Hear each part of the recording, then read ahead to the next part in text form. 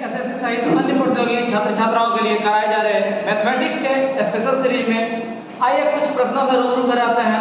आशा और उम्मीद है आपके लिए यह बेहतर साबित होगा। चाहे आप रेलवे की परीक्षा दें या बैंकिंग की दें, एसएससी की दें, पॉलिटेक्निक दें, पैरामेडिकल, हर एक प्रतियोगी परीक्षा में आपको इस तरह का प्रश्न देखने के लिए मिले। पहला प्रश्न है, एक खिलौने को 16% के लाभ पर बेचा गया, यदि इसे 10 रुपये कम में बेचा गया होता तो 20% का लाभ होता, खिलौने का क्रय मूल्य क्या होगा? आराम से कैसे बोला, खिलौने को 16% लाभ पे बेचा गया था, इसका मतलब 100% पूरा दाम था। यदि 16% लाभ तो कितना में बेच दिया? 116% में। आगे कहा होता है, यदि इसको 10 रुपया अधिक में बेचता तो 20% का लाभ होगा। 20% लाभ का मतलब हो गया टोटल फाइनली कितना परसेंट? 120%। अब जो ये गेटिंग बचा, बोला ये जो है 10 रुपया है। कितना रुपया? 10 रुपया। और क्वेश्चन का कहना था ये फासला था 10 रुपया का। अच्छा यहाँ 116% पूरा 120%, फासला कितना परसेंट? 4%। 4% का वैल्यू कितना? 10 रुपया। हमको क्वेश्चन बोला था खिलौने का क्रय मूल्य मतलब 100%, तो 4% का वैल्यू कितना? 10 रुपया। 100% तो 25 इधर से गुना, 25 इधर से भी गुना, कितना? 250। आंसर नहीं। तो आप ये भी कर सकते थे, 4% का वैल्यू 10, तो 1% का वैल्यू कितना? 10/4। 100% 10/4 गुना 100 कितना? 250। नेक्स्ट आगे सवाल है कि श्याम को 65 पुस्तकें बेचने पर उतनी ही राशि प्राप्त होती है जितनी 100 पुस्तकें खरीदने में होती है, उसका प्रतिशत लाभ क्या होगा? इस तरह के प्रश्न में हम क्या करते हैं, जो पुस्तक बेचने वाला है उसको क्रय मूल्य लेते हैं और क्रय मूल्य वाले को क्या करता है? विक्रय मूल्य लेते हैं। तो फासला कितना का? 35 बोला था, लाभ प्रतिशत का लाभ 35 हो गया, लाभ गुना 100 बटा क्रय मूल्य। क्रय मूल्य कितना? ये 65 पुस्तकें बेचने पर मतलब विक्रय मूल्य होता है, उसको क्रय मूल्य माने कितना? 65। तो लाभ गुना 100 बटा क्रय मूल्य, तो 100 बनता है 20 पंचे कितना? 100। 13 पंचे 65। 35 गुना 2 कितना? 700 बटा कितना? 13।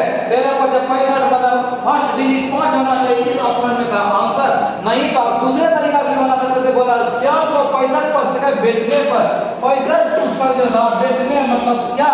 Sale price. 65 पुस्तकें बेचने पर जितना 100 पुस्तकें खरीदने पर 100 क्या है? सीपी है। इस कंडीशन से एसपी बटा सीपी का जो मान निकाले 100 बटे कितना? 65। 20 पंचे 100, 13 बटे, इसका मतलब एसपी का वैल्यू 13 और दीपक का वैल्यू कितना? 13। ये 20 ये 13, लाभ हो गया 7 गुना 100 बटे कितना? क्रय मूल्य 13। इसको भी सॉल्व करेंगे तो आपका आंसर क्या आएगा? 53 गुना 11 बटे 20। नेक्स्ट प्रश्न है, सॉल्व करना है। तो आराम से सॉल्व करें। -5 -2 कितना हो गया? -7 हो गया। ये -7 और ये माइनस, तो कितना हो गया? +7 मतलब -5 + 7 माइनस कितना?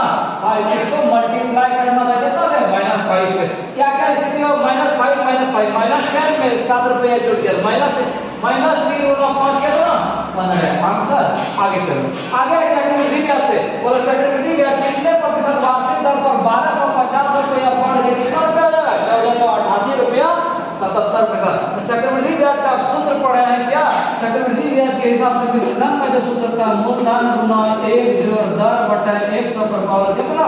टाइम आपके पास दिया हुआ था विश्लेषण कितना? 1488 रुपया 77 पैसा बराबर 1250 गुना 1 प्लस R100 और आपके पास टाइम कितना था?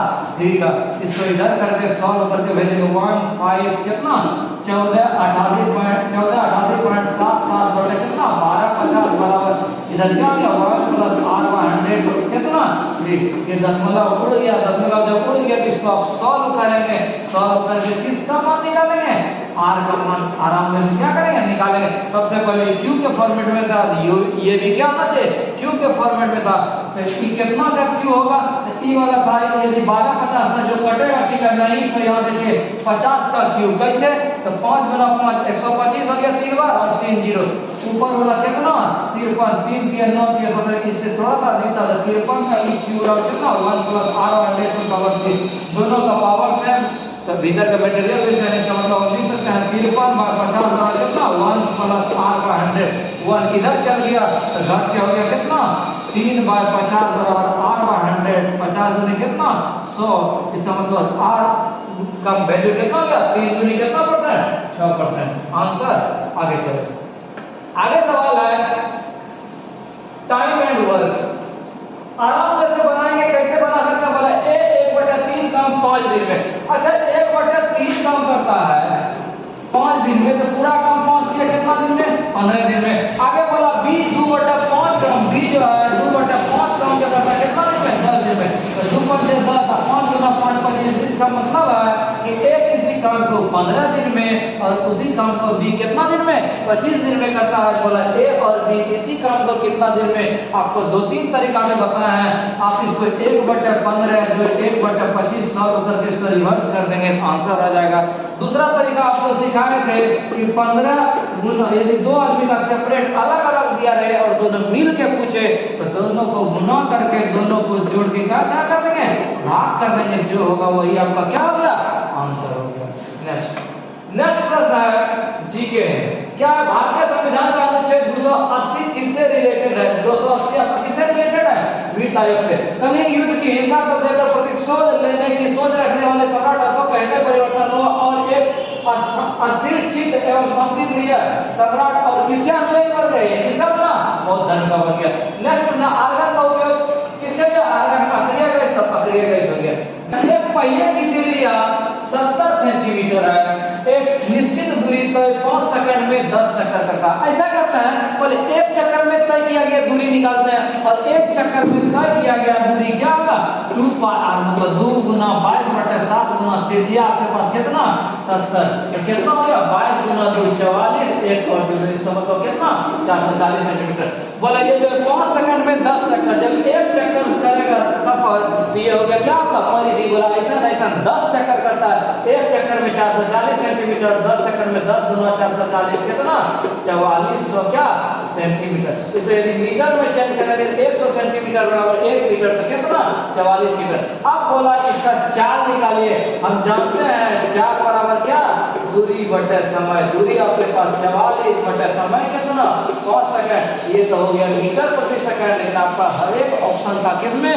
किलोमीटर प्रति सेकंड। और हम जानते हैं यदि मीटर प्रति सेकंड को किलोमीटर प्रति घंटा में चेंज करना है तो 18/5 से क्या करेंगे?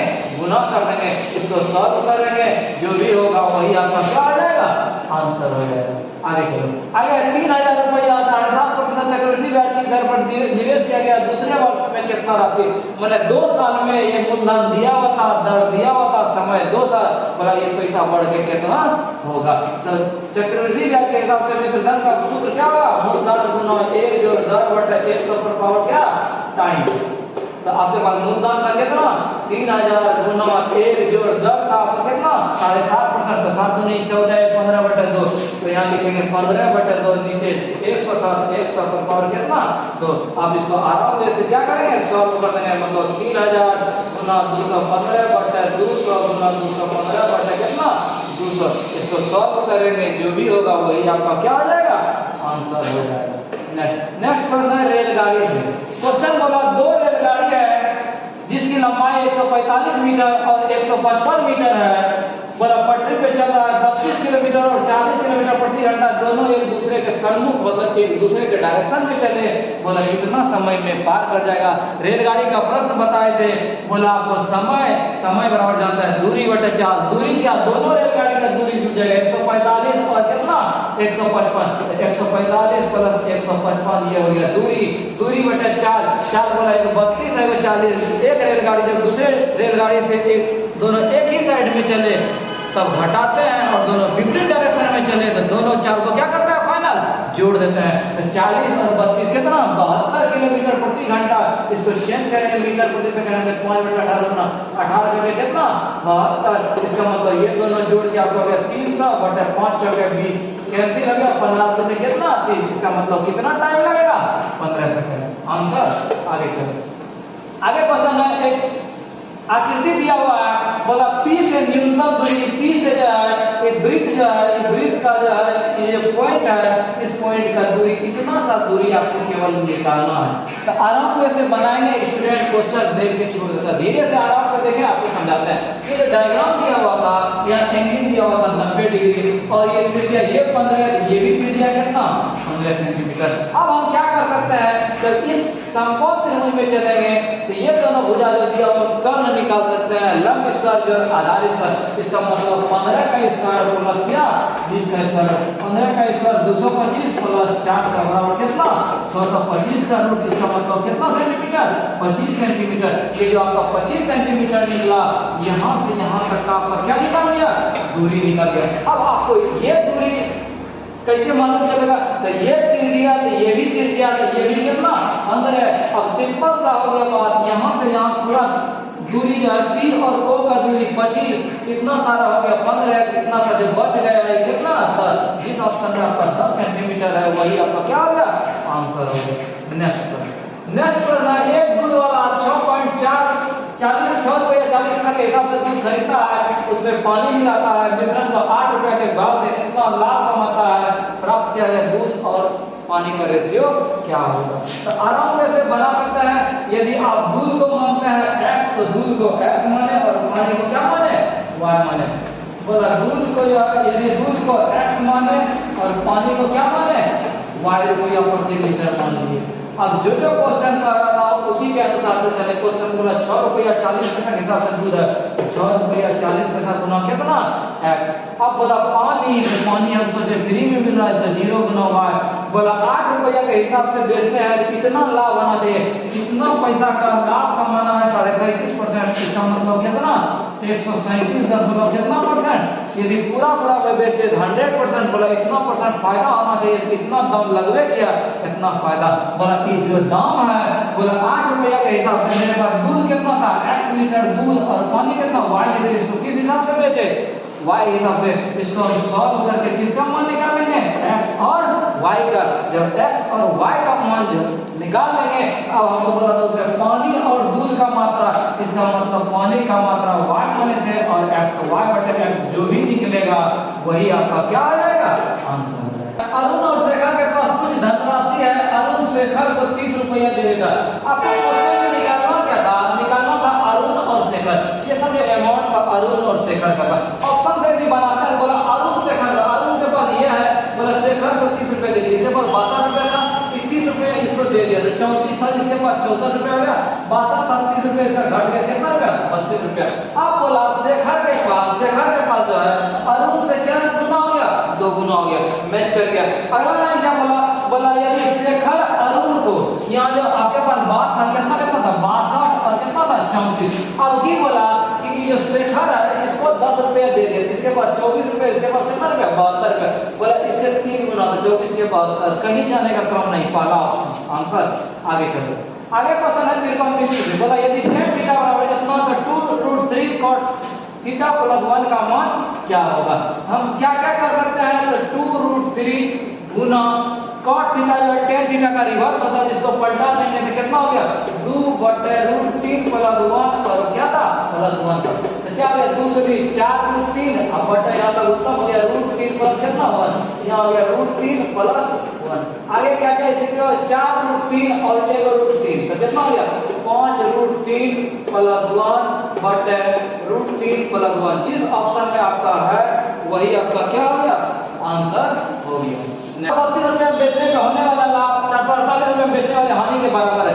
यदि आपको बेचने वाला लाभ और दूसरा अमाउंट देते हानि हो रहा है, तो दोनों का यदि क्रयमूल्य निकालना है तो दोनों अमाउंट को आप क्या कर देंगे जोड़ देंगे और 2 से क्या कर देंगे भाग देंगे, तो आपका ये क्रयमूल्य निकल जाएगा। कितना हो गया 8 4 12 हो गया और 32 और 48 कितना 80, 32 और 40 40 80 बटा 2, इसका मतलब कितना 640 रुपए। क्रयमूल्य हो गया 640 रुपया। अब बोला इस दाम को 50% लाभ में बेचना, 640 रुपए 50% फायदा के लिए 150 रुपए कितना 111 कैंसिल हो गया, इसका मतलब 64 गुना कितना 15, इसको गुना कर देना है 15 के 60 बाकी 6 15 के 90 जो कितना 96 960 आपका इस ऑप्शन में वही क्या हो गया आंसर हो गया। अब विद्यार्थी को दिक्कत तो होगा इन दोनों को जोड़े क्यों, इस चीज को सीख लें। बोला 832 रुपए बेचने से होने वाला लाभ, इसका मतलब विक्रय मूल्य, यदि विक्रय मूल्य में हम लाभ को घटा दें, लाभ कितना माने x को यदि हम घटा दें तो आपको क्या हो जाएगा विक्रय मूल्य निकल जाएगा बराबर हम क्रय मूल्य अभी x माने है। बोला इसको 448 रुपए में बेचना है तो कितना हानि बराबर करते करेंगे माइनस कितना 448। अब आप देखें कि 448 इधर जाएगा जुड़ जाएगा और x इधर जाएगा जुड़ जाएगा, इसका मतलब 2x बराबर कितना 832 प्लस कितना 448। फिर x का मान निकालो, वही बात को बोले यदि बेचने वाला लाभ दूसरा अमाउंट बेचने वाला हानि के बराबर हो जाए, दोनों अमाउंट को जोड़ के दूसरे भाग कर देना। नेक्स्ट प्रश्न है ए अकेले एक 5 फ्रैक्शनों का प्रसरण 0.64 है, उनका मानक विचलन क्या होगा। एकदम आराम क्वेश्चन है, बोलो मानक विचलन निकालना। क्या निकालना? मानक विचलन। केवल थोड़ा सा सूत्र आपको याद रखना, मानक विचलन का जो सूत्र होता है रूट अंडर प्रसरण होता है। रूट अंडर क्या होता है? प्रसरण। 0.64 का वर्गमूल कितना 0.8। आंसर कुछ नहीं करना था। नेक्स्ट है एक काम को 30 दिन में और बी उसी काम को 40 दिन में करता है, बोला ए और बी। तो जब दो आदमी का सेपरेट दिया रहे, आप कई तरीका से बना सकते हैं, दोनों को गुना करके दोनों को जोड़ के क्या करना है भाग देना। इसका मतलब 30 गुना 40 बटे कितना 70 कैंसिल हो गया, 3 चौके 12 120 बटे कितना 7। इसको आप भाग देंगे कितना हो गया 7 का 7 50 7 7 49, इसका मतलब 17.1 बटे कितना 7। आपका जिस ऑप्शन में था वही आपका क्या हो गया आंसर हो गया। आप इसको एलसीएम स्पेशल मेथड से भी बना सकते थे। ये 30 दिन में भी कितना दिन में 40 दिन में दोनों का लघुत्तम कितना 120 की 4 यूनिट 40 से 120, इसका मतलब 120 यूनिट कम करना था 4 दिन कितना 7 120 बटे 7, इसका मतलब कितना 17.1 बटे 7। आंसर बोला दो संख्याओं का अंतर 45 है, एक संख्या x दूसरा y माने x माइनस y बराबर कितना 45 समीकरण ले। अब बोला बड़ी संख्या का 20% है, x का 20% और बोला छोटा का 35%, छोटा का कितना 35%, दोनों को जोड़ा जाता है कितना प्राप्त होता है 31। इसको सॉल्व करके क्या निकालेंगे समीकरण 2। अब 1 और 2 को यदि हम सॉल्व करेंगे तो हमको मिलेगा x और इसका मान y का मान निकालेंगे। अब क्वेश्चन बोला दोनों मूल संख्याओं का योग, इसका मतलब x और y का जो भी मान होगा वही आपका क्या हो जाएगा आंसर हो जाएगा। आगे चलो, आगे सॉल्व करना है। बोला इसको सॉल्व सरल कीजिए, आराम से आप सरल कर सकते हैं। कैसे? -5 -3 तो माइनस 8 हो गया, यहाँ माइनस, तो इसका मतलब प्लस कितना हो गया 8। अभी लघुत्तम में 4 8 से 32 से 33 बटे कितना 4, तो स्थिति हो गया 1 बटे 2 बटे 3 बटे 4 माइनस कितना 33 बटे 4। क्या स्थिति हुआ 1 बटे 2 गुना इसका लघुत्तम लेने 4 और 3 में 33 घट गया तो माइनस कितना 30।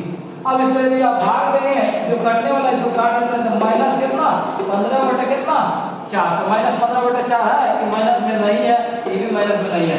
4 दिया 12 13 बटे 4, ये भी कैंसिल हो गया। 4 दिया 12 15 बटे कितना 4। आंसर नेक्स्ट प्रश्न है आयत से रिलेटेड है।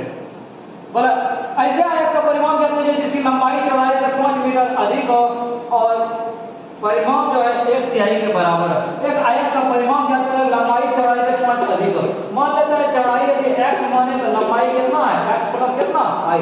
बोला इसका परिमाण का मान, तो परिमाण 2 into लंबाई जोड़ क्या चौड़ाई। बोला इसका परिमाण का मान इसके क्षेत्रफल के माप का 1/3 हो, तो क्षेत्रफल का माप हो गया लंबाई गुना क्या चौड़ाई। बोला इसके मान का क्या हो 1/3 के बराबर हो। इसको आप सॉल्व कर सकते हैं, आराम से सॉल्व करें। तो 2 into कितना हो गया 2x प्लस y बराबर कितना x स्क्वायर प्लस कितना 5 x बटे कितना 3, तो 3 दूनी कितना हो गया 6x, 3 दूनी 6 6 दूनी कितना 12x प्लस 5 दूनी 10 3 30 बराबर x स्क्वायर प्लस 5x। आगे इसको सॉल्व करेंगे क्या क्या स्थिति मिलेगा x स्क्वायर यहाँ प्लस 5x यहाँ 12x और माइनस 7x माइनस 30 बराबर कितना 0। कितना कितना इसको तोड़ दें 10 3 में जो तोड़ देता है x square minus 10x plus 3x minus 20 बराबर कितना 0।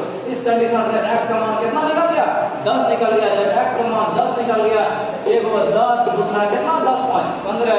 अब क्वेश्चन बोला था परिमाप निकालिए, क्या निकालिए परिमाप, तो 2 गुना लंबाई और चौड़ाई, लंबाई 15 और 5 तो 10 और 15 25 25 दूनी कितना 50।